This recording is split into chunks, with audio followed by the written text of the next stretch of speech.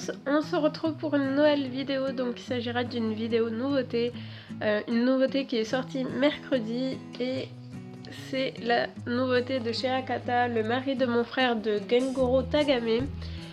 Donc c'est une série toujours en cours avec 2 tomes, et le tome 2 sortira le 10 novembre et j'ai très hâte parce que j'ai adoré ce premier tome. Donc je vais vous expliquer ce qui se passe un peu dans ce manga. Donc on a comment il s'appelle, Yeshi et sa petite fille qui s'appelle Kana, qui vivent tout seuls dans leur maison. Et on va apprendre que Yeshi avait un frère jumeau et qu'il est parti à l'étranger. Et du jour au lendemain, son frère est mort. Et quelqu'un va venir sonner chez lui. Et ça va être Mike qui va s'avérer être son beau-frère, donc le mari de son frère. Et donc Yeshi est un peu décontenancé parce que du coup c'est un étranger, donc il a des façons de faire différentes des japonais déjà. Et en plus de ça, voilà, il est homosexuel et donc on ne sait pas trop comment réagir par rapport à ça. Voilà, pour lui c'est très différent parce qu'au Japon le mariage ce n'est pas légalisé, il me semble.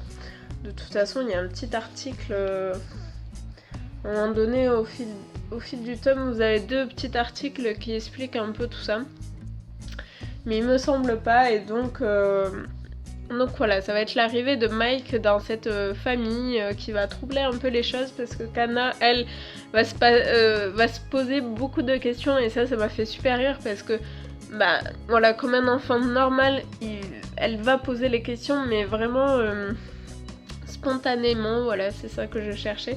Et donc ça donne des situations assez drôles et c'est là qu'on voit que voilà, les enfants ne comprennent pas tout, il faut bien leur expliquer tout ça. Et donc voilà, Kana va vite aimer son oncle parce qu'il va lui dire que c'est son oncle, et elle va vite s'attacher à lui. Mike, c'est un gros bonhomme, mais super sensible, je trouve. Il est très attachant et voilà, c'est un gros nounours vraiment. Yeshi, lui aussi, il est très sensible et on apprend certaines choses au fil du tome, surtout la fin qui nous surprend. Moi je me suis dit mais non, mais j'ai pas compris, j'avais pas compris ça au début, et non, c'est fait exprès, donc c'est normal.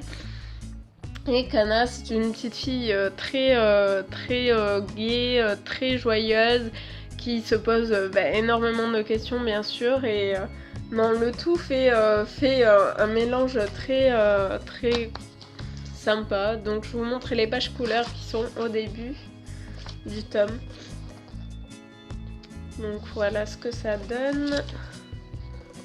Voilà, et puis je vais vous montrer les dessins. Et je vais vous montrer en dessous de la couverture parce qu'il se trouve des petites choses. Donc on a donc ces tranches de vie, hein, puisque Mike vient au Japon pour voir certains endroits que son... Comment il s'appelle déjà, il s'appelait Rio, que Rio lui avait parlé de son enfance, tout ça. Donc Mike est voilà, en quête de tout ça, et donc voilà. Je vais vous montrer en dessous. Alors, je me suis dit, mais c'est quoi ce gros truc là, ce gros bûcheron?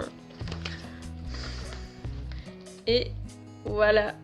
Donc, on voit à 2 reprises Yeshi et Mike nus sous la douche, il me semble.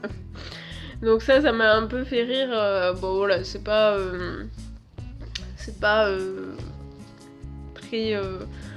très choqué, mais ça m'a fait un peu rire parce qu'en plus ils ont des corps assez costauds, donc ça fait bizarre.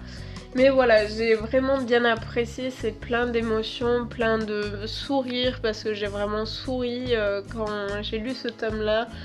Il y a des moments tristes, et je pense qu'il y a d'autres choses à en dire au fil des tomes, surtout la fin, comment ça se passe.